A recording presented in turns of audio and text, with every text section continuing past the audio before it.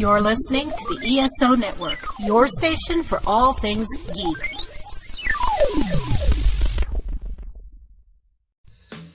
In a world filled with cigars, craft beer, comics, movies, and video games, only two men are brave enough to search out all things nerdy. It's the Cigar Nerds Podcast!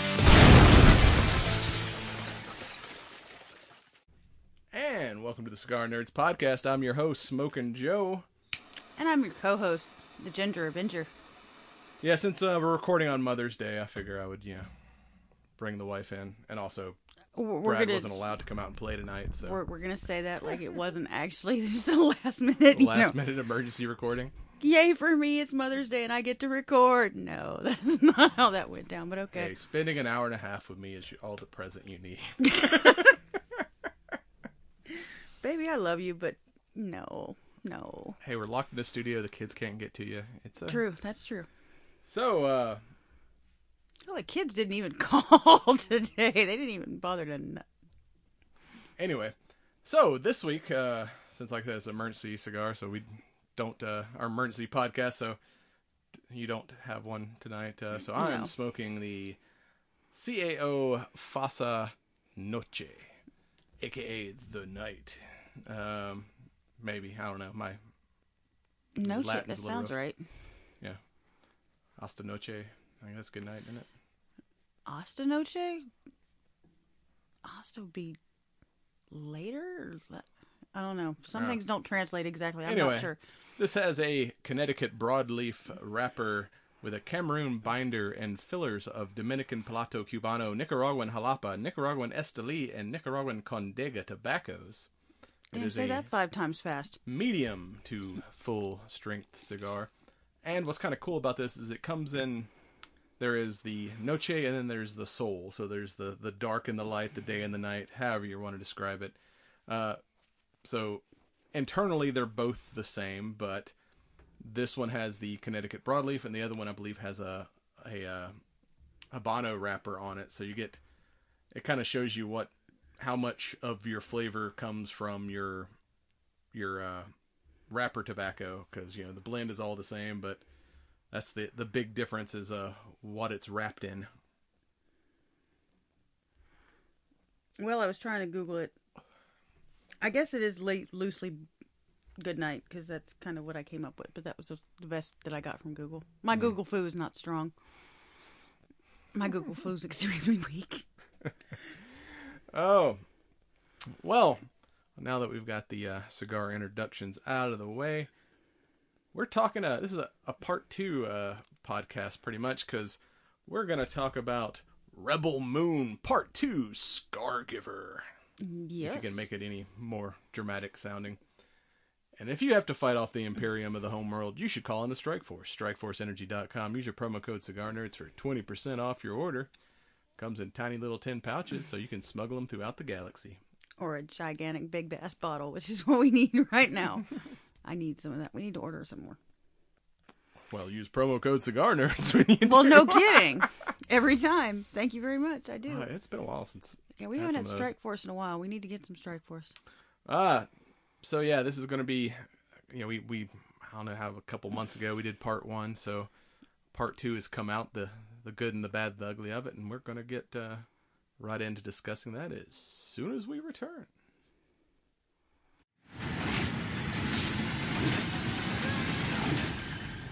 Their nightmare is you and I fighting together. You must know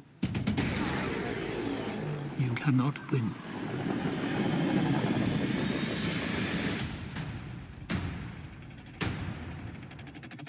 You're all here because there is nothing to return to.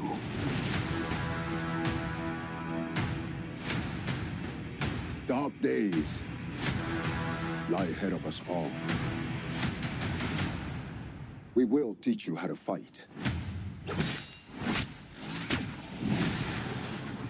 That's impressive. The Scargivers among them. Those this village holds most dear. I shall destroy them. And welcome back. It's time to talk about mooning people. I mean, Rebel Moon Part 2. I'm sorry, you got more experience with that than I do. I believe at some point you left handprints on the fucking windshield of Mike's car. Or not windshield. It was a truck. The truck, whatever. It was his dad's truck, too. That's why we got in trouble. Yes, but not for what you're thinking. Not for the reason you think. So, yeah, this is Part 2 of Zack Snyder's, I'm going to make my own Star Wars with cocaine and hookers. Or is it blackjack and hookers? However, I don't remember any cocaine. I must not have paid enough attention. I don't remember cocaine and hookers, but... That's an old saying from, like, Bender from, screw you guys. I'm going to go start my own thing with cocaine and hookers. Oh, well, I didn't watch a lot of Futurama, but... Okay. So that meme gets, like, filtered in here and there. So it's like, Zack Snyder's like, y'all want to let me make Star Wars? Fine, I'll go make my own Star Wars with cocaine and hookers. Yeah, it was kind of Star Wars, but there was something else. When we were watching it, I was thinking about there was something else that reminded me of, like... Oh, I know. Like Fifth Element a little bit. And... No, that's not it. What? All right. Believe me, it's not a bad movie, and we'll get into the good. But, like, right off the bat, let's, like, say what's wrong with this shit. It's the Magnificent Seven. It's the Magnificent Seven in space. It's the exact fucking same story. Yeah, it is. Okay, I'll give you that. I'm pretty sure there was even 7 of them. There was the Scargiver, the farmer guy, the general, the Indian king guy, the rebel. There was the sword lady. And the other girl. That's supposed to be the rebel. No, okay, so. Well, then there was also the pirate, but he got killed in part 1. Okay, well, technically 8 if you count Robot Boy. Robot Boy. That would have been 7. No. Robot the pirate in part 1. That would have been 7. In the first movie, but he got killed. Okay, but in this movie, you have the robot. That's 7. Mr. I want to go be a deer in the woods with the giant antlers. Whatever turns your crank, buddy. I mean, that's like the reluctant warrior from Magnificent Seven, or even Magnificent Seven is a remake of Seven Samurai. I didn't know that.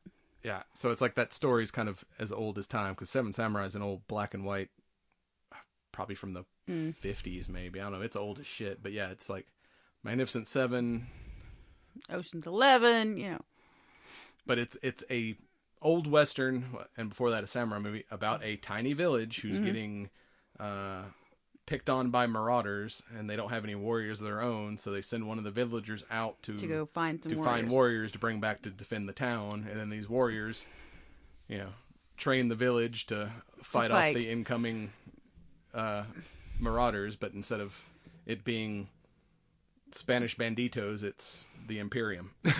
Okay, so as far as, we're talking about the bad, the acting was not great. I mean, it was good. And yeah, this is a lower budget type thing, and yeah, you're not going to have A-listers.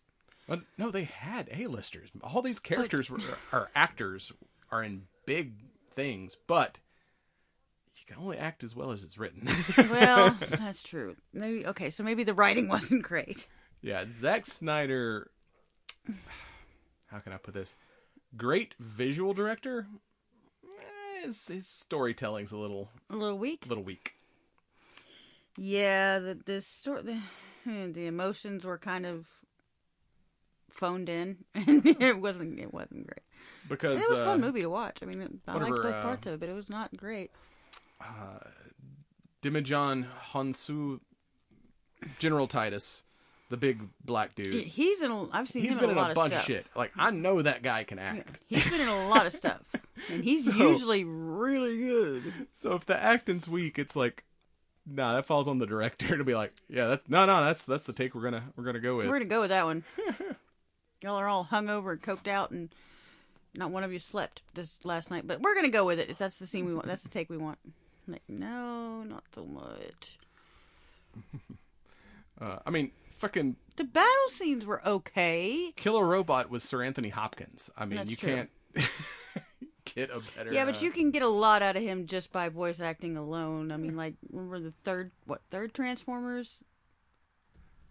No. Yeah, he was No, it might have been the fourth one where he was like the kind of the reticent old Knight's Guard guy or whatever. Yeah.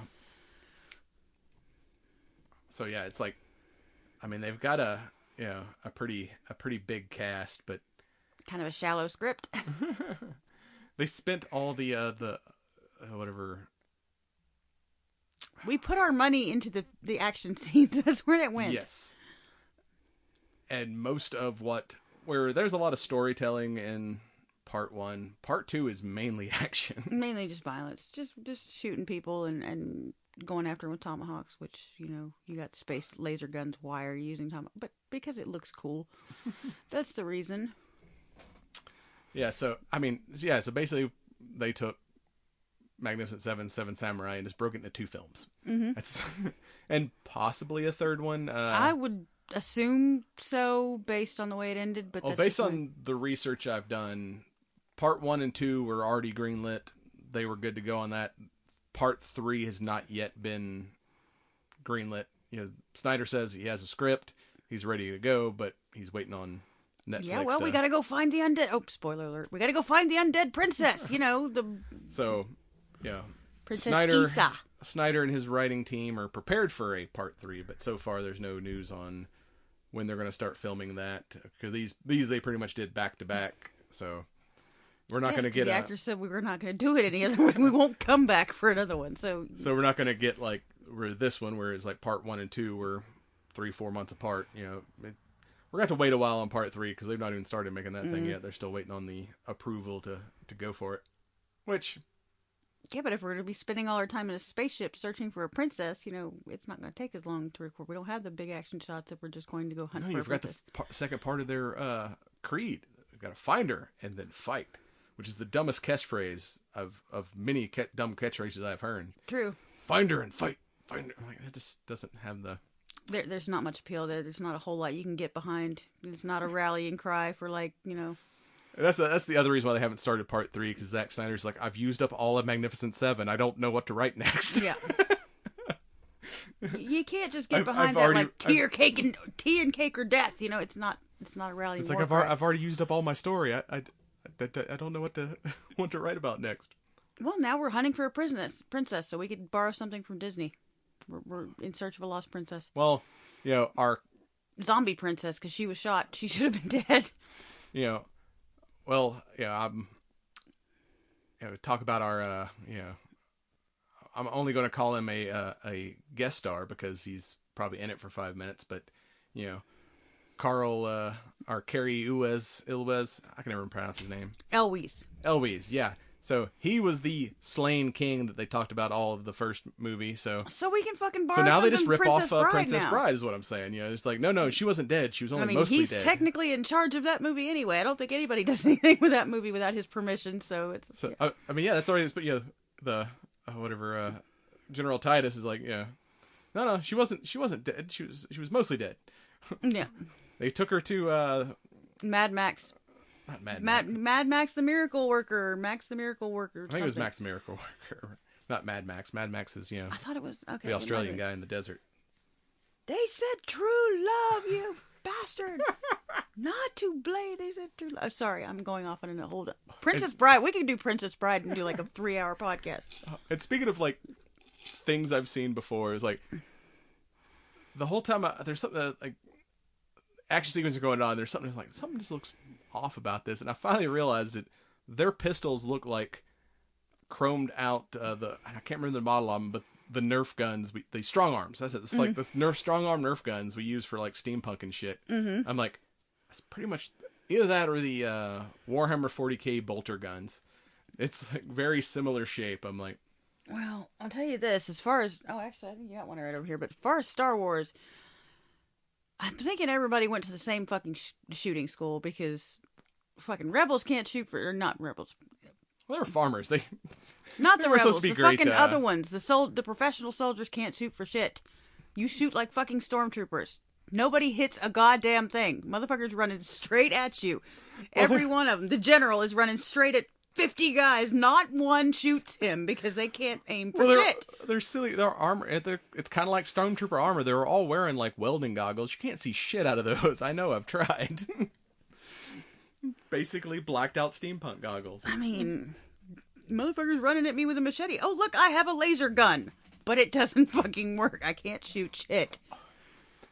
But, yeah, we've torn it apart every minute. But it's move on to some of the better things. Because it's not unwatchable. Like, there's stuff where I'm like, all right, this isn't an original idea, but it looks cool, and it's got some cool action, so it's worth donating. I would almost say campy. It was a little campy, and that made it enjoyable. Or, I don't know. For me, I like campy movies, but the cast was good. The acting was not so great, but like you said, that's probably because the script is not so great.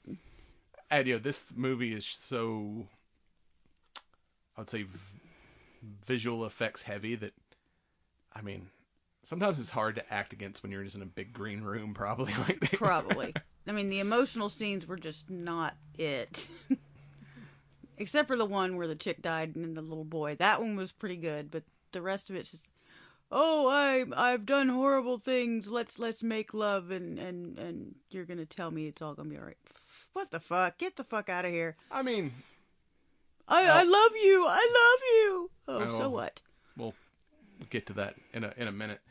So yeah, we start off with, as we saw in the last movie there. They think they've killed the admiral, so the evil Imperium soldiers are all going to fuck off back to base. So like, we're not even going to have to fight. And they're like, because that's policy, or that's protocol. Protocol is to go back to base. But as we the audience know, he did not die. He only mostly dead, only nearly dead. I'm not dead yet. Bring out. They brought him to the Miracle Max with the funky hat and. He gave him the chocolate-colored coffee bean, and stuck a neon tube up his ass, apparently, from the... and goo. So much goo. The chrysalis. It was gross. Reminded me of Neo waking up in the pod in the first Matrix. Oh, God, no. No. It's a lot of goo and pipe. Shut up. I do not get grossed out by blood or guts or any. Goo is a different thing. That's the title of this episode, Goo and Pipes. Makes me want to vomit. Fucking pink, slimy goo, like you've been swallowed by a fucking octopus. Dropped in the river of slime from Ghostbusters 2. That was not as bad for some reason. It's not quite as bad. Now, when they start hosing it all over everybody... There's a reason my children don't have slime. They're not allowed to have it because it grosses me out. So I shouldn't buy a ticket to the slime wrestling show. Slime? No. I mean slime. I've never heard of slime. I don't know. I just made that shit up because I thought it'd be funny and gross you out. I don't eat Jell-O. You know that because that's... No. I don't eat gummy bears. It's gross. But in this one, we, during the sweet farming and training montages of, like, all right, our big plan is...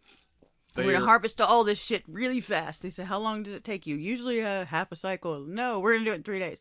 And then they did it in one. One day of fucking harvesting this whole... So, yeah, since the soldiers are coming to steal their wheat, they're like, well... If we stack the wheat around the houses, they can't just blow us up from orbit because they don't want to lose their prize. So we're going to force them to come down and fight us man to man instead of bombing us to bejesus and coming in and collecting the. And that was the funny part too when they showed it when they came up on the planet. There's like one tiny little village farming community on the entire fucking planet. You cannot. No, they didn't because like in the last movie they rode their horses to town to get. They're just way out in the middle of no fucking where. Oh, well, okay. There is an actual city with a spaceport, just a couple days ride away, though. Well, I mean, I don't know. It just seems like the amount of wheat that one little tiny village could grow is so inconsequential. But I don't know.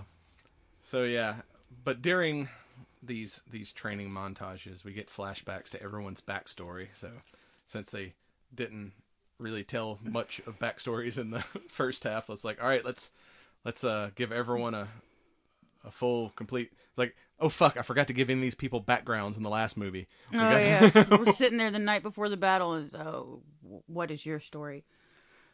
Oh, my father beat me with a spoon and I didn't like it, so I ran away from home, and then he died, and now I feel bad. So yeah, first we get Cora and, what was Homeboy's name? I don't remember them even giving him a name. That's how, God, what was it? Something. He's our, so-and-so is our heart. What, when they gave him the banners or whatever. Well, Ingvar was the old man that shit, I don't remember. Gunnar. Oh, okay. I don't remember Gunnar. hearing it more than like once or twice.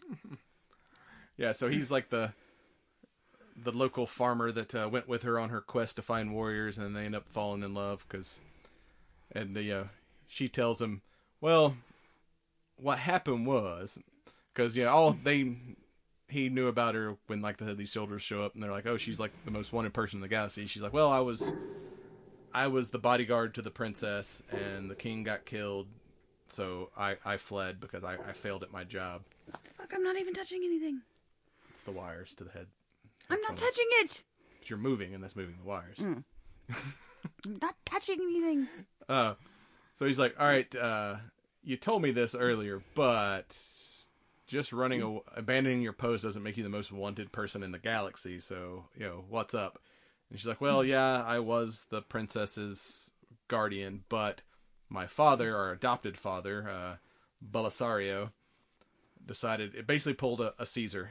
The king, the warlord king, had kind of softened with having kids and was like, all right, now we've expanded enough, we're going to turn to peace.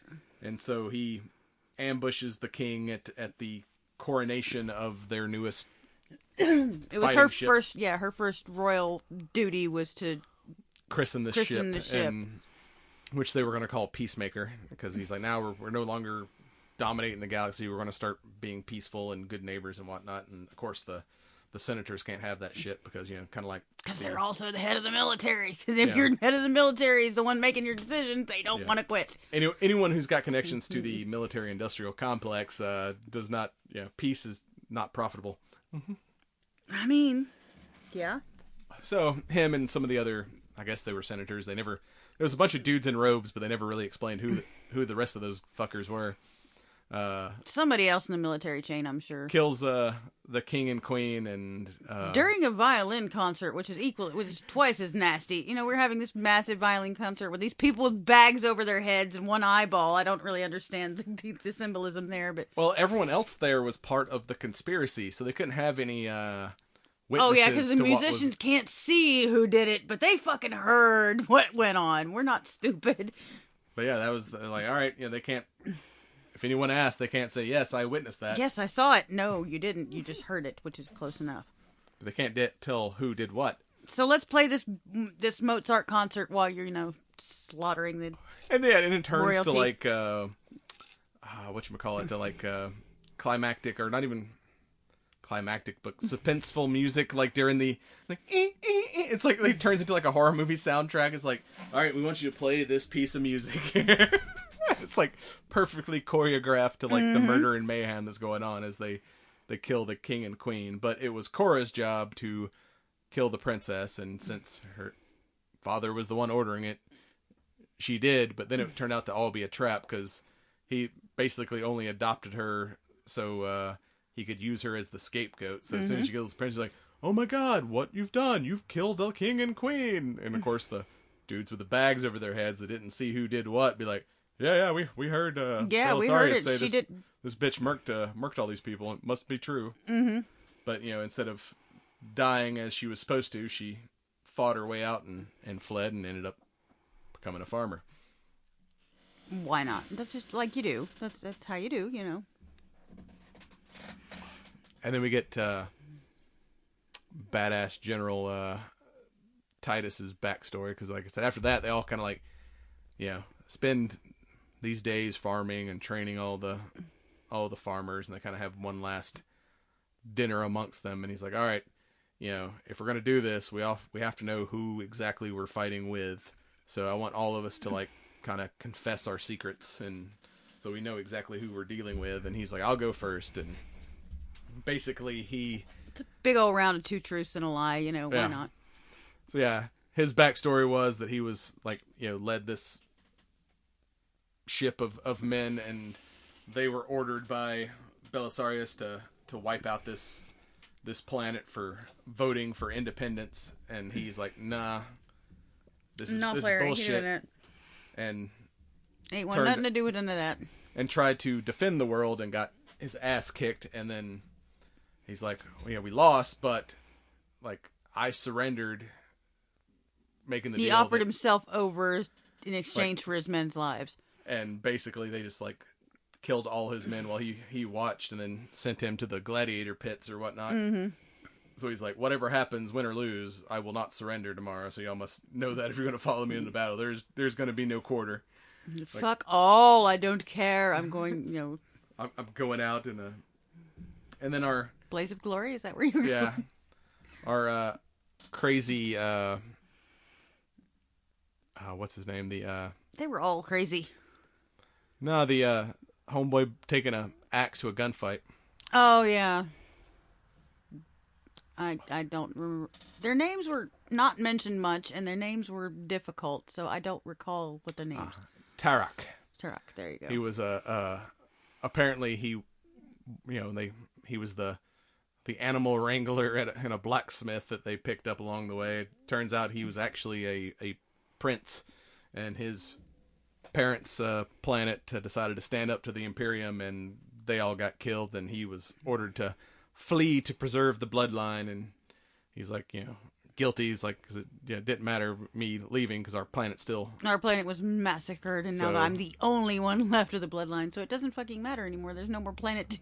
So he's like, if I survive this tomorrow, then that's my plan, is to return to my planet and try to liberate it, if there's anybody left. Anything left. And of course, Rebel Girl, says pretty much the same thing happened to her planet. She was kind of sold into slavery, and then the rebels freed her work camp, so that's why she joined the rebellion.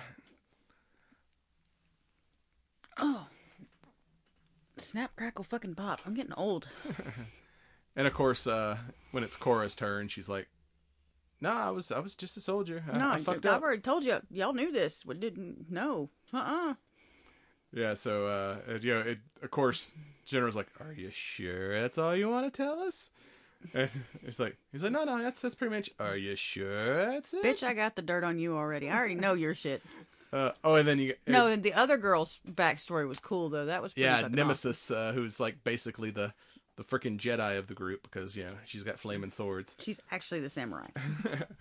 Yeah, so apparently her world was also destroyed by the Imperium, and her people, even though peaceful farmers now, used to be master swordsmiths and had like...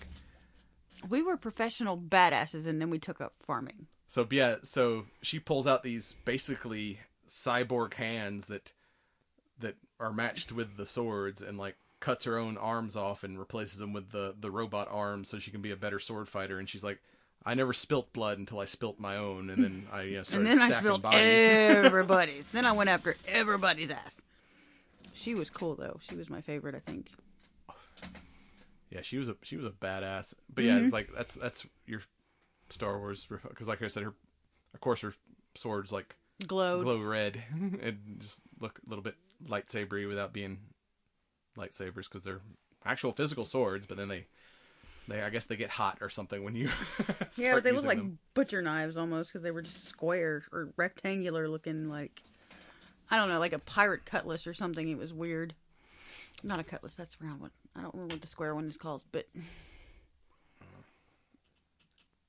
like elongated butcher knife. Kind of. I mean, they're kind of like cleaver. a cleaver, basically, but longer. But there was a name for it, and I just can't remember what it is now. There's a name for that particular type of sword or weapon. But yeah, General keeps pushing, so she decides to like throw some shade at him. He's like, "Oh yeah, well, how's the water doing?" He's like, "What?" Because like he's been like this drunk and stupor the whole time. And he's like, yeah. he's like poured out his whiskey and has been drinking water the last couple days because he wants to keep up appearances, but he doesn't want us to know he really cares about the outcome of this battle. And he's like, homeboy comes over and grabs his flask and takes a swig. He's like, motherfucker, this is water. I don't want to be seen as soft. You hydrated motherfucker. How dare you hydrate? How dare you properly hydrate? Especially if you're out there fucking harvesting a month's worth of wheat in a day. And then building a whole tunnel system under the entire fucking village. And wiring it to blow, which was awesome. Hey, if they... Now, look here. It's fucking amateur hour tonight. That is for sure. We are fucking shit up in here. I don't know if the Hasidic Jews up in New York can build tunnels underneath this city. Yeah. Huh? It must be not that hard. You didn't hear about that on the news? No. Yeah, Watch the news. There was like recently like a whole bunch of they found all these tunnels under like Brooklyn or something somewhere that apparently like all these like Hasidic Jews had like I guess that didn't want to be stuck inside during COVID built these tunnels and shit so they could move around the city without being that's noticed. Pretty fucking clever. But yeah, there was like video on the news of like these dudes coming out of the ground like fucking Ninja Turtles and shit.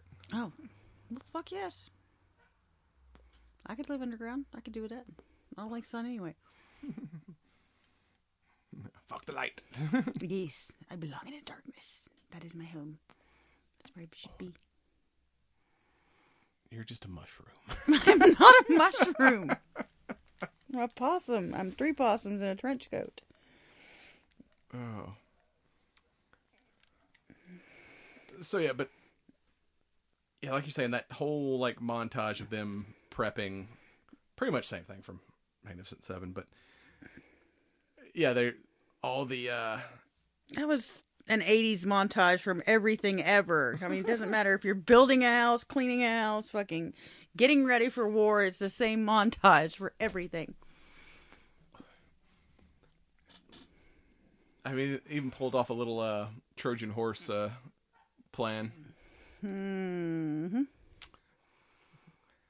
And you got freaking Ed Skirrin as Atticus Noble, the admiral. He looked like a douchebag. He just looks like a douchebag. Got the douchebag haircut. Pants are too tight on his uniform. He looked like a douchebag. Kind of looks like that and everything. He Yeah. plays a lot of douchebags. Yeah. Some people are really good at playing douchebags. Nearly dying just made him more crazy because he was an asshole in the first movie, but now he's like unhinged. Motherfucker's psycho. Not all of his brain parts came back. Some of the gray matter got left behind. I like when they wake him up and stuff, and he's like, the chief medical officer is like, commander or whoever the second in command was, like, can you come down here to the medical bay, please? And he's like, you can hear him on the road, let me out of here, you fuckers, you work for me. Just screaming and throwing a fucking toddler tantrum. And then like he rolls up in there, he's like, yeah, what's up? And he's like, tell these fuckers to let me go back to work. And they're like, but sir, you almost died. There's like protocols that we have to go through these tests. He's like, oh, tests, really? Like, hand me your gun. And he shoots the dude in the face. Like, anybody want to do any more tests? No, no, we're good. You're good, sir. Let's find your pants. Let you get back to work. Get you out of the goo. You brought that on yourself. Like, I can't help it. I didn't mention the goo. No, you went back to goo and pipes. I can't help it. There was goo and pipes, and it was gross. Probably goo on his pipe. It was gross. He didn't have a pipe. You're walking around with that fucking plug in the back of his head. That's why his pants were so fucking... The Matrix! That's the movie that I keep thinking about. It's like, yeah, that was... There was Matrix elements in there. I always say, yeah, it looked like Neo when he first wakes up in the pod. Fucking... Ugh. Goo. I don't like it. Anyway, where the fuck were we? We were at Goo and Pipes. I'm not doing any more of these with you until you get some strike force or something, because we don't ever do these till it's like I've been at work all day and I'm like, you know what? I'm batshit crazy and I don't know what I'm saying, but it's okay. Oh, you fucked up my chair sitting in it. I didn't fuck up your... How do I fuck up your chair by sitting in it? What? You don't sit in a chair correctly. I can't. can't sit. You're sitting on your feet and like leaned all back, and now the back's like all out of whack, and then like my back's hurting because I can't get this thing Oh, to whatever. sit correctly. Quit whining. Stop being a little bitch. You're fine. You're sitting in Brad's chair from now on. Fuck you. I'm gonna sit where I want to sit. A lot of people can't sit in chairs correctly. It's an ADHD thing or an autism thing or something. I don't know. It's one of those things, but it's killing me to sit straight up right now. Honestly, I'm not gonna lie. It's killing me. If I can move my legs without kicking the fucking table and making the thing vibrate, I'd already do it. I'll get you like a. I need to. They make a chair for that. They make a flat chair where you can put your legs up on it and stuff. There's no arms on it, but it's got a big base, so you can. We can get you a high chair, and then you just move the mic up higher, so then you can dangle your legs like a child in a seat that's That'd be all right. too big for him. That would be okay. I can't sit up in a fucking chair. It's not right. Anyway, why are we discussing chairs? Why are you launching a personal attack on me? Talk about the fucking movie, asshole. That's what we're here for. Filling time. Okay. Have you not listened to the podcast? That's why me and Brad end up on tangents. We go down like side quests, and eventually a fucking tangent. Meander back to the main quest. Anyway. Oh. And Sir Anthony Hopkins as the the robot robot shaman man that went off into the woods and put deer antlers on his head. Yeah, like what the fuck? Like, when we last saw him, he. What they call them, the mechanized something other. Yeah, something like that. They were like robot warriors that served the king, and when the king died, they just all like shut down and were like, nope, we don't listen to anyone else, and they just became basically like worker bots, but refused to pick up weapons. Well, he kind of grew a liking to one of the village girls, and when she was being held hostage by some of the soldiers, homeboy actually comes in and caps dude in the face and then fucks off to the woods for the rest of the movie. And when they come back, he's like still like hanging up in the mountains with like fucking deer antlers, and he's a like cape hanging off his shoulders because I've become the guardian of the woods. I've become the prince of the mountain. I am now Bandy's father, and I don't know, it was fucked up. But he took the antlers off to fight. You should have left the fucking antlers. If you're gonna go with the aesthetic, go with it. Left the tattered cape on. I think he still had them on when the battle first started, and it kind of got knocked off. I don't think so. But yeah, Cora they hide her stolen dropship for part of their plan, and he just happens to like show up and scares the shit out of him. He's like, "Hi, James." He's like, "No one's called me that since blah blah blah blah blah." Sorry, angry C-3PO. And she's like, us fighting side by side is their biggest fear, and he's like, I'm kind of ambivalent. I think you're gonna get fucked, and I don't care. She's like, well, then why'd you save the girl? And he's like, I don't know. I just kind of felt like it would be a shame for her to die. And then goes back. She was pretty. I wanted to watching from afar. But then, they run homeboys off, on the first wave, and then all the ground soldiers show up, and they ground shoulders. Yeah, ground shoulders. Then they gotta fight off like wave 2, and they're like, hey, yeah, we've won again. And then the tanks show up. It's like, fuck. We only fought the advanced guard and the infantry. Now the armored units have shown up, and we're pretty well fucked. And then that's when Murderbot finally decides to intervene and shows up and just starts stacking fucking bodies.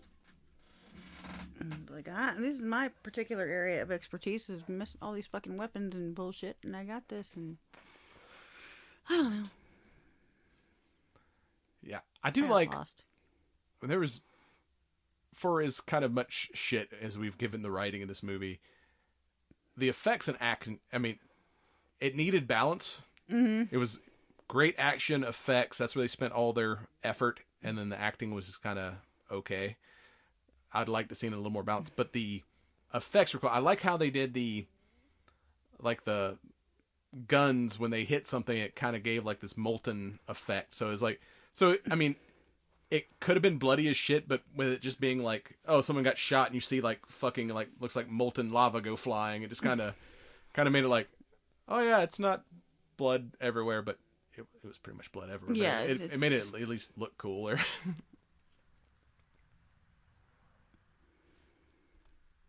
How would you know? Nobody hit shit. Nobody hit shit.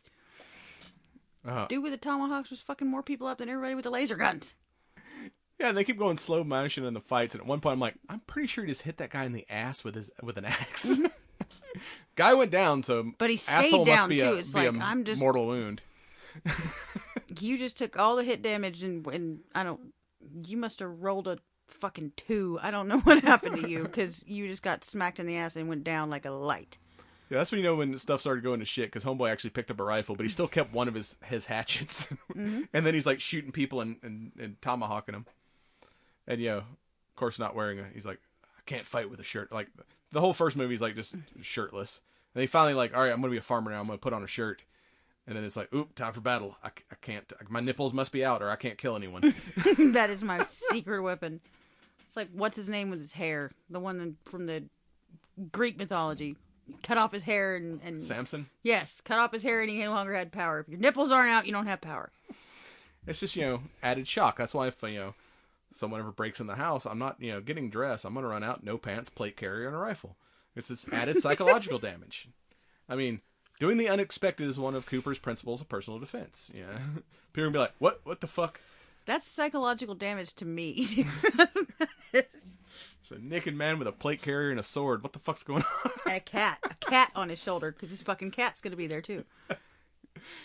Just throw the cat through the door like a freaking flashbang grenade. And just... Mittens, there's tuna in his pocket. Go. She might. She is my cat. She might. And fuck these motherfuckers. Bean to start tweaking, his head spin around, and he's like, Rah! Goes like full Pet Cemetery. I think you mean Exorcist, but okay. No, you remember the demon cat from Church. Pet Cemetery? Yeah, you're talking about Church. Which was the cat's name for some stupid Speaking of which, have you seen the Pet Cemetery remake? No. I watched that the other day. It's fucked up. Yeah, I'll bet. Yeah. Yeah. Pretty much everybody dies. Well, yeah, pretty much everybody died in the first one except the dad. Everybody else died. No, in this one, like, literally, like, everyone becomes zombies. Oh, it's okay. Like, Well, that's fine. There is no, like, no one survives. That's fine. But anyway, yeah. Where were we? Dropship hidden in the waterfall and... So yeah, their big plan is, like, once they kind of fuck up the initial wave and the few officers all bug out and try to fly back to the ship, they're like, we're just gonna fly right behind them and pretend we're damaged, so they'll let us land, and then we'll fuck up the big ship from the inside before they decide to start bombing us from orbit. Pretty clever, because it was pretty clever. You put the fucking smoke grenade up in the thing so it looks like your ship is smoking, and you cover yourself in blood, and like Han and Luke in Stormtrooper armor. Yeah, kind of. More blood though. That's what we need. We need. I think the book was called Death Trooper. It was basically a zombie story in the Star Wars universe. No. That's the movie we need. No. Star Wars horror movie. No. Bear with me now. Just picture this. I'm listening. Zombie Ewoks. No, I like the Ewoks the way they are. Zombie Ewoks. I will rep the Ewoks for now till fucking ever. I have seen both movies multiple times. There were only 2. The Ewoks are fucking awesome. Yeah, but this book was basically a zombie outbreak on an Imperial Star Destroyer. No. You can't have clones and zombies. That's just too much. It's ridiculous. I mean, you didn't watch Ahsoka. There was pretty much zombie stormtroopers in Ahsoka. No. I did watch some of I think I watched Ahsoka. I don't remember. Anyway, where did we go? We're getting off. So, yeah. Of course, Admiral Fuckstick survives the initial battle and is able to retreat to the ship because that's what douchebags do. They live through it all. Douchebags live through it all. Well, it's like those memes where it's like, this one thing would have ended the movie quickly. It's like, you couldn't kill him because you needed the climactic battle. Because, they start sneaking around the ship. Korra's trying to pull an Obi-Wan Kenobi and go, sabotage the reactor or whatever. Yeah, that looked like a woman's face for some reason. It was a woman's head, pouring energy out her mouth. It was fucking weird. I know you haven't played a lot of like Warhammer and seen a lot of like the Warhammer lore, but yeah, this is pretty much Zack Snyder's like, I want to make Magnificent Seven, but in the Warhammer universe, because this shit pretty much a lot of Warhammer aesthetics. No, I haven't seen Warhammer.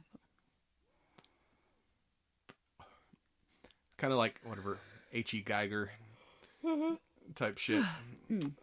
But yeah, so you get she goes to blow up the thing, and then they're like, well, fuck it, she's on the ship. Like, if we kill her, we don't have to like continue this like campaign, so we don't need the wheat. So let's just blow these motherfuckers up and get the fuck home. Go find her and like. Wait, our ship has a big fucking gun that'll shoot a whole fucking village off the face of the planet. What the fuck are we doing? We gotta nuke them from orbit. That's the only way to be sure. Aliens. Yep, that's what you do. They're actually about to release another one of those. I just saw that today. Saw a tidbit about they're making another Aliens. I've not watched any of the Prometheus or whatever the new knockoff stuff. I think the last thing I watched was like Alien versus Predator 2. But that was fucking awesome. The first one, anyway. I didn't see the second. So yeah, they finally fights her way back to the ship, and of course the Admiral's waiting on her, but her little boyfriend shows up and shoots Admiral Psychopath. His bodyguard, but then he gets shot himself, and of course the bombs go off right before they're about to well, they did shoot it. It just they missed because they went high because the ship started blowing up. Guns got jiggled when the ship blew up. Yeah, you never want to jiggle your guns when you're trying to shoot. No, you gotta maintain. you gotta follow through. Yep. Gotta keep it level. Don't change your stroke in the middle of a screw. You're gonna fuck it up. Don't change your stroke in the middle of screws. Fuck it up. Oh. So yeah, then we get the climactic fight of her finally having to fight try to kill the Admiral again. Yeah, this time do it fucking right. While the ship is blowing up around you. Make sure he's fucking dead this time. I did like the sword fight while sliding down the ramp of doom. Just kind of falling and continuing to fight as you go. It reminded me of Black Widow when they're falling off the thing. The ship's falling, whatever. We're fighting the whole way down because that's what we do. And, of course she starts to lose, and he's like, choking the fuck out of her. And she's not saying harder, daddy. No, she was screaming like a little bitch there for a minute. But then, again, shut the fuck up. Boyfriend wasn't dead. He was just mostly dead. Yeah. And shows up and... A lot of motherfuckers in this are mostly dead. Stabs dude through the back. And this time, like, all right, next we're going to make sure he's dead. So they lock him in a door and cut his head off. It's like, chop that fucker thing off. It's like, you're not coming back part 3, motherfucker. We're going to make sure you're dead. We're going to Highlander your ass. I don't know. What was it? Fucking Fifth Element. They brought her back from a hand on a door handle. I don't know what kind of technology that goo has. We've got his pinky. We can rebuild him. Yeah, and he came back crazier the second time. Let's see what the fuck he comes back this time. He's going to be slobbering and drooling on himself. It's going to be like Deadpool, where it's like adult... oh, no. His body survives. It would be his body with like a baby head. Instead of licking the windows, just walking around. Admiral licked the windows. It'd be reverse Deadpool. Instead of like an upper body with like baby legs, it's adult body with baby head. He's having to like regrow his head. Or his head, they got cut off, starts regrowing a body. So it's just a full baby body with a giant head. There He you just go. kind of keeps tipping over like a big bobblehead. With a douchebag Nazi haircut. It's great. Space Nazis. Yeah, pretty much. That's what they look like. What's that movie? Iron Skies. I don't know. I've never heard of it.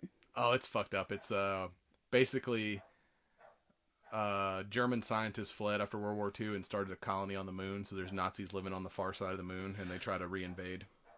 And then the Transformers show up, and then they kill them, and it's fine. We've discussed like bunch about more other movies in this movie. Way more about more interesting way movies. more about other movies than we have about this movie. Get the fuck out of there. Well, I mean, you said the acting was bad, but when Boyfriend died, she actually had a emotional response that she Yes, but didn't it was have earlier. badly acted. It was badly acted. Yeah, I prefer her in the Kingsman. Yeah. That was the lady with the sword legs in Kingsman. Yeah. She was also in one of the new Star Trek movies. Okay. But she was an alien, so... No. Well, okay. The same. Oh. And then, of course, yeah.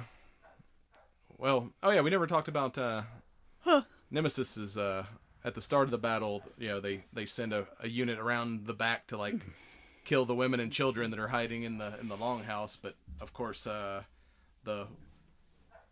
women were badass anyway. The women did better in training than the men did. They went all fucking homegirl with Kojak with a fucking cannon and shit was pretty badass. So like so they show up to kill the children, but Nemesis is there waiting on them, and I mean she eventually goes down, but she fucks up a lot of people on her way. Yeah. She did. And then you got the little kid that when she finally gets got, dude's about to kill her, and then comes the 6-year-old with the Bowie knife, like, ah! Comes up and shanks him.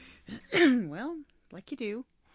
Because, he started off kind of scared of her, and eventually, like, I like you. You're dark. We'll be friends. We're friends now. I have adopted you. He was the extrovert that adopted the introvert, kind of like you. One of us. Yep. You adopted me. My little gothic, creepy self.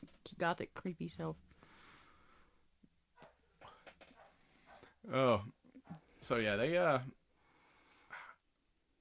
So what are some of your highlights of this? We've talked a lot of shit, but if you got anything good to say about it? We've kind of gone through the whole... the scenery was good, and the world they imagined was really good. The horses with no tails and flat heads were cool. And then at the... Like, once they blow up the ship and escape, there's like... Alright, we killed a bunch of people, but now there's like... The Air Force fixing to come in and wipe us out. And then the rebels who did not want to, join... in the first movie, the one rebel was like, I'll take, my squadron, whoever wants to volunteer, and I'll go help these people. And like his sister's like, nah, I'm going to concentrate on the overall war here. These people are on their own. And she finally shows up with all her fleet and fucks up the remaining soldiers. Like, I'd like to see more of that. If they do like another movie, because that to me, when like the rebels showed up with their ships, I'm like, all right, this is more Star Wars. That was very more X-wingy. Like, I want to see a whole movie of like that type of like space fighting, because that'd be pretty badass seeing those. That was pretty cool. Those gunships dog fighting in space and whatnot. It's one of my biggest complaints of all the new Star Wars shit. Like, I want a fucking actual Rogue One movie where it's like just basically Top Gun in space. I want X-wing, like a whole movie about X-wing pilots. Mm-hmm. I find the pilots way more interesting than I do some of like the Jedi bullshit. Kind of like why I think I like the Mandalorian so much, because it's like it's not wizards and swords. It's like fucking soldiers doing soldier shit. Yeah, but I like the wizards and swords part. I am Mandalorian. Weapons are part of my religion. I'm a hairy pothead. This is the way. I have spoken. Anyways. But you were saying? I don't know. Visually, it was good. I mean, basically, visually, it was good. There was a lot of good visuals, and it was a lot of good action and shit blowing up, and it looked good. Yeah, if there was not enough action in the first one for you, the second one is the movie for you, because it's like not a lot of exposition, a whole lot of action. Mm-hmm. With the first movie, there's some action toward the end, but there's a whole lot of exposition and going and recruiting people. Where this one, and we had like a whole bunch of different worlds, different environments. Where this one, pretty much, we stayed on the little farming planet or in the ship through the whole movie, so there wasn't as much kind of variety of visuals. But I like the spider bitch in the first one. Yeah, what's her name? The Nemesis or when they go to recruit Nemesis, and she's rescuing a child has spider been bitch. kidnapped by this weird spider lady on this like city planet. Yeah, I like that one. She was cool. I enjoyed that. Imperium's weaponry too is kind of cool. I like the spider tank thing that showed up toward the end. That they're like, yeah, we've won. Oh no, we haven't won. They've got spider tanks. Yeah, spiders. I don't know. Kind of look like a fucking beetle or something. I don't know. Like some diesel powered like. Y'all got like space shit, and like this thing shows up belching black smoke like some, exactly. Why are your fucking spaceships steam powered? Why are your spaceships powered by fucking fire? I mean, it looked like a redneck doing a blowing coal at the red light. I mean, just all this smoke. Fucking take apart a train and make this shit. I mean, you got space lady reactors up in your big ship. Can't y'all like Yeah. Why's your fucking tank got to be diesel powered? Precisely, that's it. Why is it space diesel? We don't have space diesel. This is it's not goo right. powered. Goo Ew. burns black when it smokes Shut up. black. Shut up. Burns. Shut up. Shut up. Shut up. Goo and pipes. Shut up. You finish this up by yourself and keep it up. But yeah, then you get the whole post battle burn the bodies Ewok style. And Viking style. It's like, we've we honor the dead, and she's finally like, don't speak of me and honor in the same thing. I've lied to you all. I'm actually so and so. I killed the princess. And General Titus is like, yeah, no shit. Yeah, I've known the whole time, child. No fucking shit. I already knew that. And he's like, but she's not dead. He's like, huh? What? And he's like, she's a being of magic. You think you could kill her so easily? Well, her parents damn sure died so easily, so what makes her special? They didn't have magical powers. Why does she have magical powers if her mom and dad don't have magical powers? Didn't you watch the first movie? Yes. Well, in that, they said it kind of was skipped a few generations. That I guess an ancient king had these healing powers and shit, and now she just kind of reincarnated with them. But yeah, it's not something that's followed the bloodline. It's something that occurred way back when in the bloodline and times of legend. I must have missed that part because I don't remember that part. But yeah, because you play with your phone. Don't watch the. I did too. Watch the movie. You were easily distracted. I was watching the movie with Carly though. Squirrel. Carly was watching the movie with me, so that might have been part of the problem. That's why when she got shot, there's that big fucking flash of light and whatnot. So they don't. But yeah, if we get another one, maybe we'll find out what the fuck happened. But he's like, no, she's actually alive and shit. How the fuck does he know? He wasn't there. How does he know? Maybe he heard a thing while he was in the gladiator pits. Telepathic now? You know what happened? Because if you wasn't fucking there, you didn't see shit. So yeah, they're like, well, you have a purpose now. You've saved that you. And your boyfriend's dead, so yeah, nothing holding you back here. So your boyfriend's dead. It's fine. You should find the princess and save her. And so that's our purpose now. We find her and fight. And even the robot, she's like, "You with us?" And he's like, "Well, if she is truly alive, I serve the bloodline of the slain king. I have no choice but to go stack bodies. And if nothing else, I still have my antlers. I can go back to being the mountain guardian if this doesn't pan out." I'm going back to being a hobbit. Thank you very much. Fucking, he's looks like a damn Wendigo. Yeah.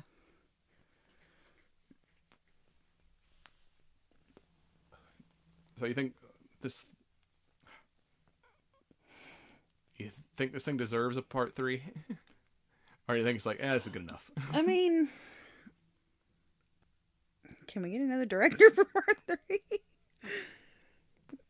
I'm not a huge Zack Snyder fan. Can we get another director for part 3? Well, what else has he done? Justice League, bunch of the DC shit. Yeah, but the DC shit's mostly bad.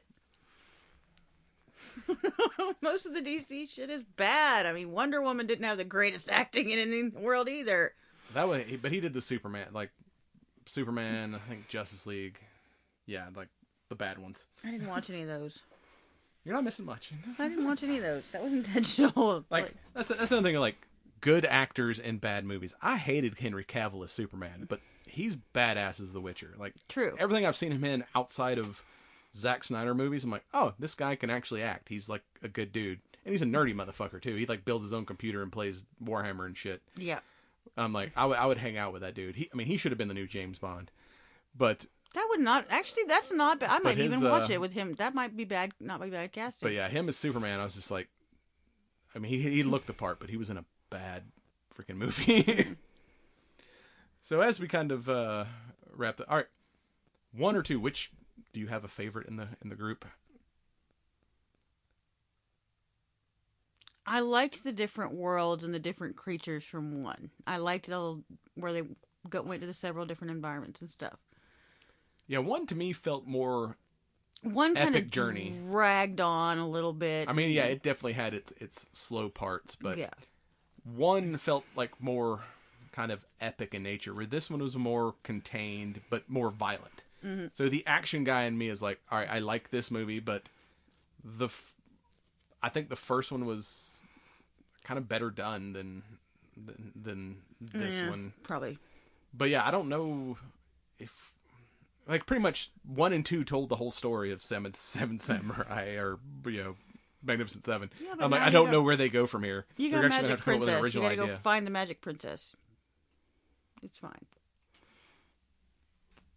So yeah, as we kind of wrap up here, final thoughts on this Noche here. It's Nacho Libre. I don't fucking know. I'm Nacho sorry. Libre, I don't know. I developed Tourette's. All of a sudden, it just sort of popped out. It's a little spicy. You got a little bit of little pepperiness to it. I do like a peppery cigar, but also has kind of with that Maduro wrapper a molassesy, not a sweet, more of a caramelly sorghum sweet type.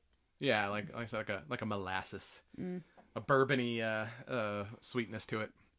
I wouldn't know. I didn't even get a cigar for Mother's Day, so I was here watching the kids. I couldn't go get a cigar. I know. I'm just giving you shit. You should have got a cigar on your own. I should have. If I had realized I was recording Hell, tonight. I brought you one last night, so. If I had realized Brad was going to pull a bullshit, his bullshit, then I would have gotten one on the way home. But I didn't know that at the time. But yeah, I mean, it's decent. I'm not going to say don't watch it, especially since it's on Netflix.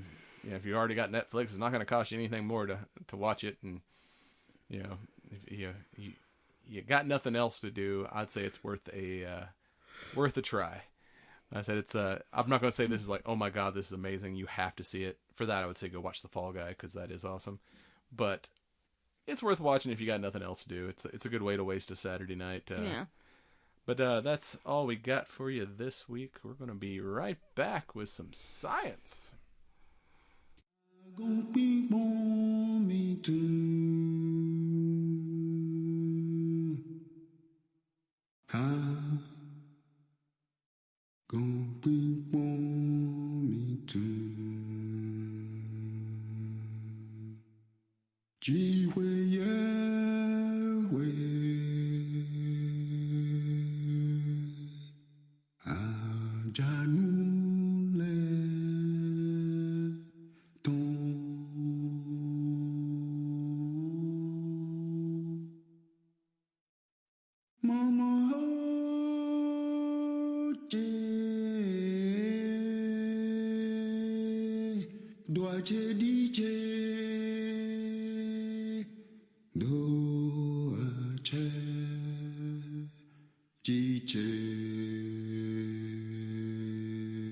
In the Cosmic Pizza Podcast, your pizza delivery guys, Paul, Dan, Sean, Casey, serve you a slice of life. We talk to women in comedy, voice actors, directors, producers, and authors. We also talk about conspiracy theories, our top 3 films of the decade, famous people we confuse with each other, and our favourite stand-up comedians. We've recast Star Trek and Babylon 5 and created alternate superheroes. But most of all, we have had so much fun doing it every 2 weeks. 2 weeks! Cosmic Pizza Podcast is not about the cosmos or pizza.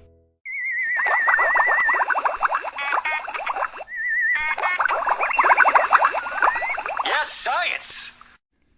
And welcome back. It's time for some science. Yay, science! So, I can't get that down. I just can't get that shit down. It doesn't work. The timing is off, or I don't know. It doesn't work. Yeah, so first up, DARPA, those crazy guys who make all the scary things that will kill us eventually. announces the first test of incredible manta ray-inspired uncrewed submarines. Now, not only do we have flying drones, we got submarine drones, apparently. We don't need people no more. We can't afford to feed them anyway. We don't need people. The craft is being built by Northrop Grumman, which are also the same people who make your local mail trucks, which is weird because they also make a whole lot of weaponry. Yeah, well, there's a whole series about that shit. What was it? One of them. Oh, fuck. One of the gun manufacturers, but they also make something weirdly weird, like Glock and horse semen. Yeah, there you go. Yeah, that's if you didn't know that well, Glock is also very big into equestrians, and yeah, they sell horse semen for championship breeding purposes. Fucking racehorses sploos is very, very expensive. When asked why, they said because we don't like people, but we like horses. That's why we make guns and horse semen. Yeah, there you go. They don't make it. They process horse semen.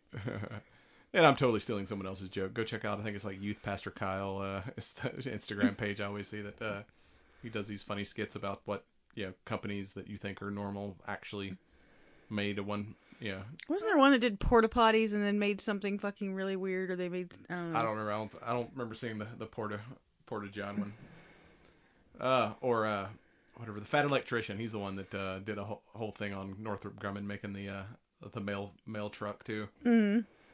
Oh yeah. Project was announced in 2022 and is getting ready to kind of launch their prototype uncrew underwater vehicle, the UUV. The test will take place off the coast of Southern California in February or March. Well, I guess that's already passed, so no word on whether or not it succeeded. Suck. What? Yeah, so this device can carry large payloads over long distances underwater with no human on board for support. And during deployment, it can spend periods of time in hibernation, anchored to the seabed to conserve energy. So yeah, a bunch of these fuckers like hiding out in the ocean, loaded up with some nukes. Shit goes bad. Yeah, why not? Why fucking not? This is how you get fucking... Oh my god. But successful full-scale manta ray testing validates the vehicle's readiness to advance toward real-world operations after being rapidly assembled in the field from modular subsections. Dr. Kyle Warner, DARPA program manager for the manta ray project. So yeah, basically a combination of cross-country modular transportation, in-field assembly, and subsequent deployment demonstrates the first-of-its-kind capability for an extra-large UUV. Skynet. That's what it is. This is how you get Skynet. Yeah.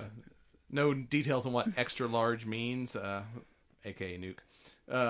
Most of the technical specifications of the craft themselves has been remained classified. So most of what it will actually do is subject to rumor at this point. But they have some pictures of it. It does look like it's kind of roughly manta ray shaped with a kind of a tail fin rudder assembly looking thing. Somebody was watching too much fucking Aquaman. Yeah, it does kind of look. Now that I see it, it does kind of look. It like looks those like little, the ships in Aquaman. Ships from Aquaman. Well, the best spies in the world work for Hasbro because I remember back in the day, like before the stealth fighter was actually officially released to the public, there was a G.I. Joe like toy that looked almost identical to what was eventually released as the stealth bomber. Mm-hmm. And speaking of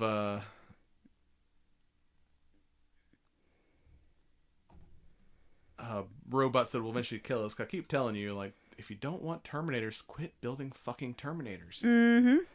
So now we have the Terminator. It's the first flame-throwing robot dog, and it is for sale. And legal. Apparently unregulated in 48 states. Hey, you can buy flamethrowers now. I keep trying to get one. You keep telling me no. How about if I get a robot dog to go with it? No. No. Just have it patrolling the property, burning trespassers. It'd be awesome. Yeah, so now this is available for purchase to the general public. So Ohio-based company Throwflame is selling the Thermonator on its website with a price tag of $9,420. Yeah, $420. With free shipping, by the way. So if you got an extra $94.20 laying around, you too can have a flame-throwing remote dog. Yeah, why not? It doesn't have a head. That makes it kind of weird. It's creepy. Yeah, it's like most of those Boston Dynamic dogs. They don't have heads either. I guess that also what kind of makes it I mean, you could probably glue a Halloween mask on it or something and give it a head if you wanted it to. You're not going to bond with something that doesn't have a head. So yeah, the remotely operated quadruped robot is mounted with an arc flamethrower fueled by gasoline or a gas-diesel mix that can spurt out a 9-meter, that's 30 foot in Freedom Units, flame from its nozzle. And it's armed with laser sensors to help navigate and avoid obstacles. And you can control the robot using a control pad that displays it in first-person view, kind of like the whatever racing drones. Fortunately, right now, autonomous control is not an option, so it's not AI equipped that it can, become sentient and chase you down on its own. It does need a human operator with some kind of remote control. That's just so far. Yeah. And that's just what they're telling you. That doesn't necessarily, The website also has a defense procurement and export portal for any militaries interested in buying flame-throwing dogs. You're going to take one of them fucking things over somewhere that's really dry and set the whole fucking country on fire, which is not going to go over well. Yeah, but like you said, it's largely unregulated in 48 states. The only states that have restrictions on flame-wielding weapons are Maryland, where you must possess a Type 9, 10, or 11 FFL, and California, where you can still have flamethrowers, but they must fire less than 10 feet. Well, this one says 9, didn't it?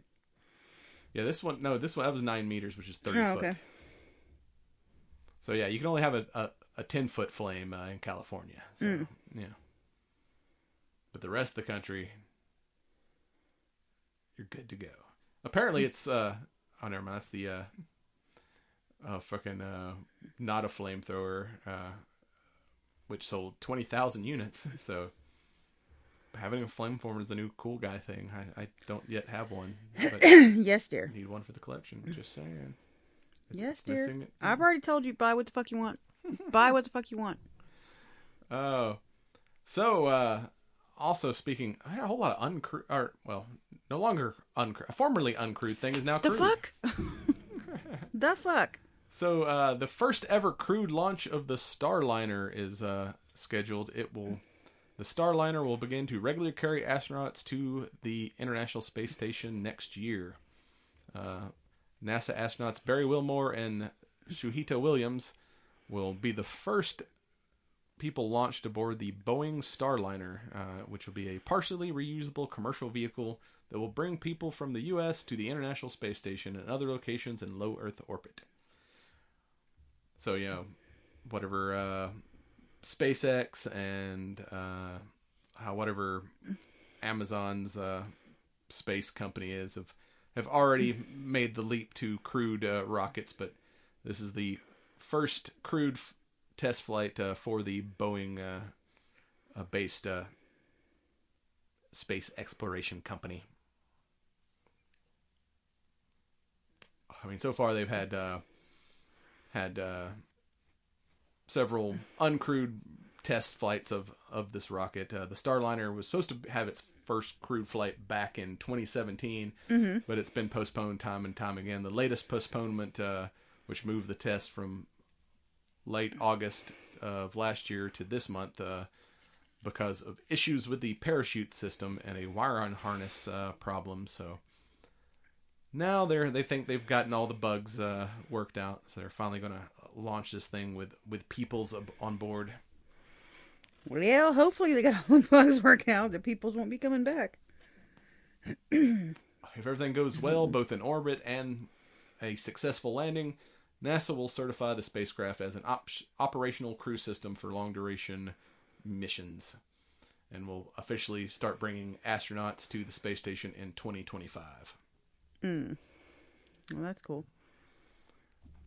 And last week we talked about the Fallout series. One of the kind of plot points was the old rule of thumb. That's why the Vault Tech mascot guy is always giving you the thumbs up. And, in the show they say that basically if you see a nuclear blast, throw your thumb up. If the blast is smaller than your thumb, you can run away safely. If it's bigger than your thumb, you might as well kiss your ass goodbye. Mm-hmm. You're done. You're just done. So, apparently, real scientists have did a little research into this idea to quell all the rumors. People were like, "Is this real?" So, undergraduate physicists at the University of Leicester decided to kind of check this theory, and they look at smaller blasts that have been done through history, choosing a blast of 15 kilotons, the size of the blast created when the U.S. dropped the little boy on Hiroshima. So the team looked at how far you would have to be from the mushroom cloud for your thumb to cover the blast, which would be around 7.8 miles, or 12.6 kilometers for you non-Americans. Do you really think we have viewership in outside of America? I see the stats. I have foreign listeners. Shout out to you guys. I'm pretty sure I'm a part of this thing too. You don't look at the stats. I see them. I see where people are watching. So they said, that actually wouldn't. Said, shit, you got me off my notes here. So yeah, if the blast happened on the ground and you were, far at that 7.8 miles, it would possibly be kind of a correct. Assuming the detonation occurred on the ground, the radius of avoiding small burns is 2.9 miles away from the blast center radius, and for radiation symptoms, you need to be like 0.97 miles, I guess, farther out. So it mean you would be safe from the initial blast and radiation burns if your thumb can cover the blast. But depending on winds and fallout, you don't want to be downwind from that shit, because you still could get a fatal dose of radiation. So like he said, if your thumb covers the bomb, run like fuck. You might have a chance. Hoping that you're upwind and not downwind. Good fucking luck. Fucking luck. Once again, video games are somewhat correct. But that's all I got for you this week. We'll be right back with some nerd news. And now it's time for all things nerdy in nerd news. And welcome back. It's time for some nerd news. Yay, news. Hey, better that time. Nah. So yeah, we got a host of some trailers. We got some game news. We got some TV news. First off, we've got a new full length trailer for Deadpool and Wolverine.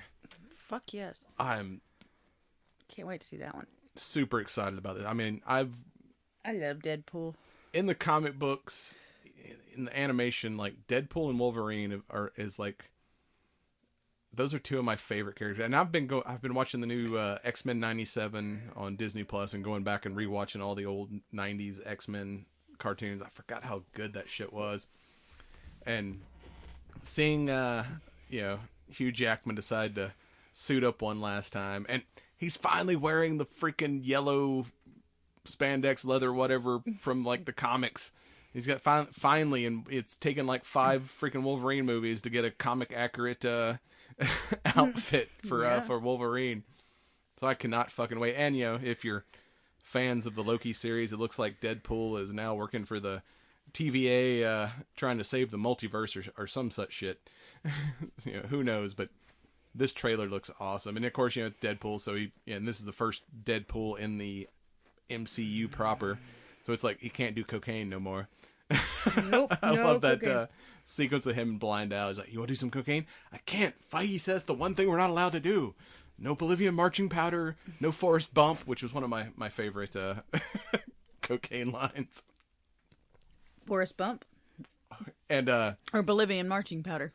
A forest bump. Oh, okay. And do you want to do you want to rethink that, or do you want to take a deep breath through your forehead? Yeah. Well, that one's just right up your alley. Anyway. So yeah, that's scheduled for July 26th. So we're almost there. We've had to wait several years, but we're finally getting a Deadpool in the MCU. Next up, that 90s show. Did you watch season 1 of that?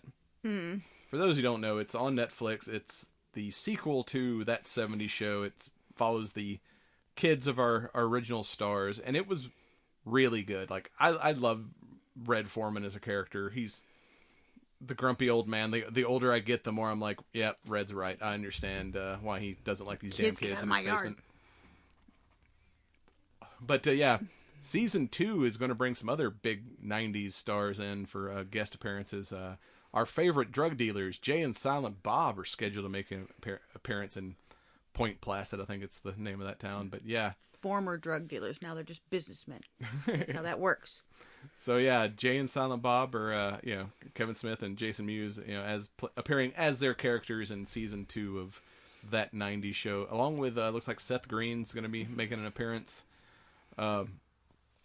Season 2 is going to be broken up into 2 parts, with the first half coming out July 22nd, and the second half, I believe, is October 24th. So if you haven't watched season 1, we talked about it we did an episode on the show here. Highly recommend going and watching season 1 before season 2 comes out.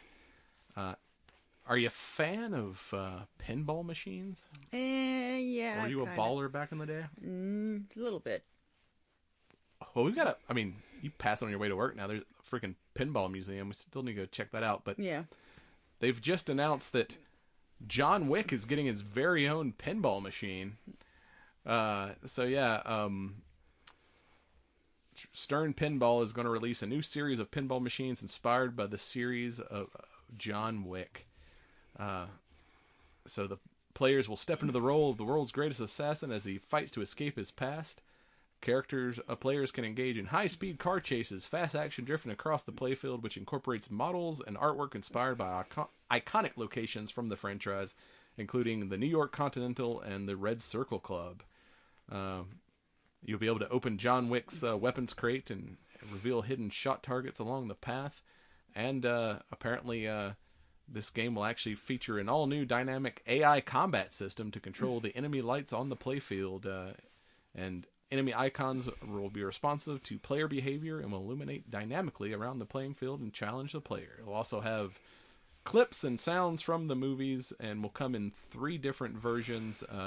If you have some extra cash laying around, it'll be the Pro model, which is going to be $6,999, Premium, which starts at $9,000, and limited Elite models for $12,000, limited to 1,000 games globally. Well, that could actually be kind of cool. So yeah, hopefully I can find I wouldn't mind playing one. A John Wick pinball machine to play at some point. And the artwork too, you can follow the links in the notes. The artwork looks really cool. Also, and this one's coming up here soon, The Crow is coming back to theaters for whatever anniversary it is. So May 29th and 30th, check your local theaters, because Brandon Lee's The Crow, the original Crow, is coming back to theaters for we should see for that weekend. Yeah, I mean, I love the original. The sequels were not great, but yeah, we should go see that, because that would be fucking awesome. But the original Crow, I wouldn't mind seeing that back on the big screen. It's been a long time since I've seen that one. I liked that one. That was a good movie. And speaking of things from the past, where all the good shit is, because none of the good shit, we don't have any good shit now. All the good shit's in the past. Twisters is back, coming out July 19th. We finally get the long-awaited sequels to the most famous movie about tornadoes. Mm-hmm. That did not contain sharks. Yeah. Oh, yeah. Well, you got to make that distinction, because Sharknadoes, Forgot about Sharknadoes, yeah. But yeah, the original most famous. Yeah. Well, what about the Wizard of Oz? That's also kind of tornado related. Yeah, well. So what did you think of the trailer? It looks cool, but looks like it's gonna be like what we watched for this. It's going to be visually very good, and the acting might not be there. I'm kind of interested to see, though, because, I mean, I forgot how long ago the first one came out, but technology has definitely advanced a lot. So the effects of the tornadoes might be, yeah. I mean, some of the destruction that they were showing, it looked pretty legit. I'm kind of, and it's also got Hangman from Top Gun in it as like the it's. Yeah, and this one looks it's like Tornado Cowboys. Yeah, you've got the prim and proper scientist team, and then you got the kind of loosey-goosey cowboy tornado chasers, and they got to team together to test some device that will actually stop tornadoes, apparently. You did see the old Dorothy from the first movie, but does it? I still think it's the same truck, too. It's the same red fucking truck. Like old 90s Dodge Ram. Yeah. I kind of want one of those. It looks cool. But yeah, other than the Ram and the Dorothy, I didn't really see any. I don't know if she's supposed to be the daughter of the original stars or what, because it never really says in the trailer. But it doesn't appear anyone from the original cast returns. Well, half of the original cast is no longer with us because true. Bill Paxton and what's his name, the larger guy that drove the van. Oh yeah, shit, I can't remember his name right now. Yeah, but so other than I mean, Helen Hunt's still around, but most of the rest of the cast is no longer around, so don't know if there's any relation to our original stars, or it's just like we're just going to do another tornado movie and base it on the technology of the original. Well, why not? We shall see. And finally, you know how much a fan of horror movies we are around here. Saw a trailer for one coming out the end of this month, May 31st. We've got In a Violent Nature, which kind of reminds me of old school Friday the 13th. It's like I miss the old 80s slasher movies, and this looks like, an unstoppable dude in the woods wearing a mask and killing people. Budget Jason. Except this one looks like a freaking diver helmet or something on. Yeah, something. I don't know if it's cooler. It's like an old school gas mask or something. Or less cool than a hockey mask, but yeah, I'm definitely getting Jason vibes. Because it looks like a return to the old school 80s slasher films from the trailer, and I'm kind of excited to give that one a shot when it comes out. I might have to double up on the coffee in the morning. I can feel it coming. Well, with that, that's all we got for you this week.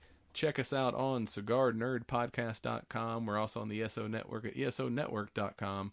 We're on Instagram, Twitter, and Facebook at Cigar Nerd Pod. We have a YouTube channel where you can see our lovely faces and also see me do a whole bunch of other random shit. That's at Cigar Nerd Podcast on YouTube.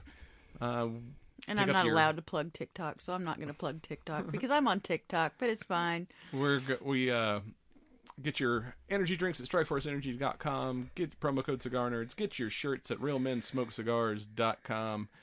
And with that, find her and fight. Yep. Mortal Kombat! And this has been a recording of the Cigar Nerd Podcast with your hosts, Smokin' Joe and Brad Jackson. Join us next time for more adventures in nerddom.